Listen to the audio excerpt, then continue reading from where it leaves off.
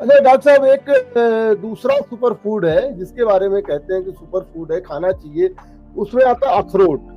अखरोट के बारे में कहा जाता है कि बहुत सुपर फूड है और ब्रेन को भी जो है बहुत फायदा करता है, इसमें ओमेगा 3 जो है फायदा करता है। तो जी। क्या अखरोट खाने में भी हमको सावधानी बरतनी चाहिए, या कितना खाना चाहिए और किस तरीके से अखरोट का सेवन करना चाहिए ताकि जो है अखरोट हमें फायदा करे, नुकसान होने की बजाय?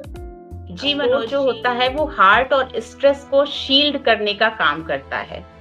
जैसे अगर हम कहें तो अखरोट के साइड से अगर हम ये बात बोलेगा कि टेंशन मत लो, स्ट्रेस को मैं संभाल लूं, तो इस वजह से हमें एक पूरा अखरोट या फिर 2 आधे अखरोट एक दिन में खाने चाहिए। और साथ ही साथ जो अखरोट खाने का सही टाइम है वो इवनिंग का होता है। ऐसा क्यों?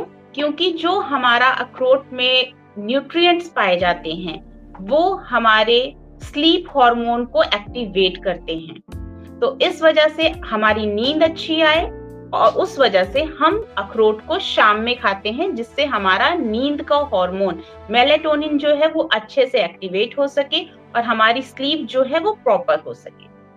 दूसरा, अखरोट जो होता है वो कॉर्टिसोल के लेवल को कम करता है। कॉर्टिसोल हमारा स्ट्रेस हार्मोन होता है, इसके लेवल को जब कम करता है तो जो हमारा फैट आता है, मेनली बेली फैट जो आता है, उसको भी रिड्यूस करने में हेल्प करता है वो।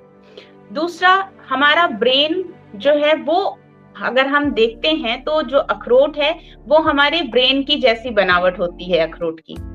हमारा अखरोट जो है वो हमारे ब्रेन को शांत रखता है, हमारे ब्रेन के लिए बहुत ज्यादा अच्छा नट है ये हमारा।